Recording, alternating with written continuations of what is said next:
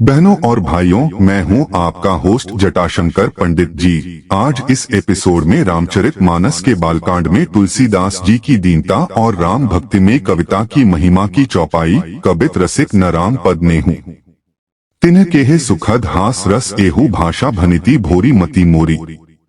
हंसिबे जो हंसे नहीं खोरी की व्याख्या की जाएगी। चलिए शुरू करते हैं। कविता का सार। कविता कवित रसिक न राम पद नेहू हिंदी साहित्य में एक महत्वपूर्ण स्थान रखती है। इसकी रचना में कलाकार ने राम के प्रति भक्ति और प्रेम को हास्यपूर्ण शैली में प्रस्तुत किया है, जिससे पाठकों को गहरी भावनात्मक अनुभूति होती है। इस कविता में श्री राम के प्रति प्रेम का वर्णन करते हुए लेखक ने यह संदेश दिया है कि प्रेम एक ऐसा अनुभव है जो केवल श्रद्धा नहीं बल्कि मुस्कुराहट और हास्य के साथ भी जोड़ा जा सकता है।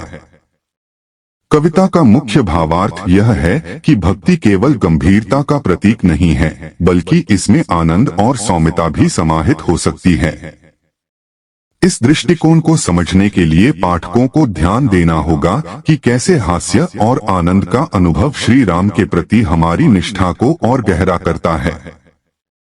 जब राम के प्रति प्रेम हास्य में परिवर्तित होता है, तब यह न केवल भक्ति का अंकन करता है, बल्कि यह एक गहरे मानविक अनुभव को भी उजागर करता है।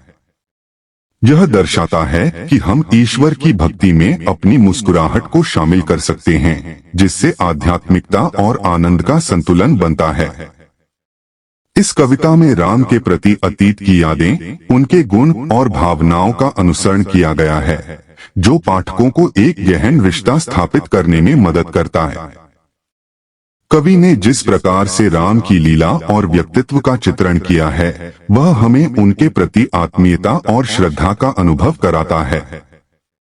यह कविता पाठकों को सिखाती है कि भक्ति का अनुभव गंभीरता से नहीं बल्कि हंसते हंसते भी किया जा सकता है। इस प्रकार कवित रसिक न राम पद नेहू एक अनोखी कृति है जो भक्ति और हास्य का अनूठा संगम प्रस्तुत करती है और एक सामंजस्यपूर्ण दृष्टिकोण को अपनाने की प्रेरणा देती है। कविता की भाषा और शैली। कविता की भाषा और शैली साहित्य की एक महत्वपूर्ण विधा है, जो न केवल भावनाओं को व्यक्त करने का एक साधन है, बल्कि सामाजिक और सांस्कृतिक उद्देश्यों को भी बयां करती है। कवित रसिक न राम पद नेहू की भाषा में सरलता और गहराई का अद्भुत संयोजन है। कवि ने शब्दों का चयन इस तरह किया है कि वे पाठकों को अखंड भावनाओं और विचारों के साथ जोड़ते हैं। यथार्थता की अनुभूति कराने के लिए कवि ने भावनाओं को अलंकारिक रूप में व्यक्त किया है, जिससे पाठक की कल्पना को उड़ान मिलती है। कविता के अलंकारों का प्रयोग उसको विशेष बनाता है, जैसे अनुप्रास, मात्रा, रीतियां और चित्रण का उपयोग कवि ने बारीकी से किया है। इन अलंकारों के माध्यम से कवि ने एक अद्भुत दृश्यता उत्पन्न की है, जो पाठक के मन में गहरी छाप छोड़ती है। उदाहरण के लिए, प्रतीक और रूपक का प्रयोग करना सिर्फ भाषा को अलंकृत नहीं करता, बल्कि यह पाठक को गहरे अर्थों के मार्ग पर ले जाता है। जब पाठक इन अलंकारों को समझता है, तो वह कवि की भावना से पूरी तरह सम्मिलित हो जाता है। कविता की सरल भाषा भी इसके प्रभाव को बढ़ाती है। कठिन और जटिल शब्दों की अनुपस्थिति में कवि ने सीधे और स्पष्टता से अपने विचार प्रस्तुत किए हैं। यह सरलता न केवल अधिकतम पाठकों तक पहुंचने में सहायक होती है, बल्कि कविता के गहराई से जुड़े अर्थों को भी अधिक प्रभावी रूप से प्रकट करती है। इस प्रकार कवित रसिक न राम पद नेहू की भाषा और शैली में एक दार्शनिक गहराई है, जो कई पीढ़ियों को प्रेरित करती है और परीक्षा के समय में भी पाठकों की रुचि को बनाए रखती है।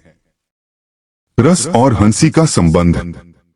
कविता में हास्यरस का विशेष स्थान होता है, जो इसे केवल भावनाओं का संचारक नहीं बल्कि एक आनंददायक अनुभव भी बनाता है।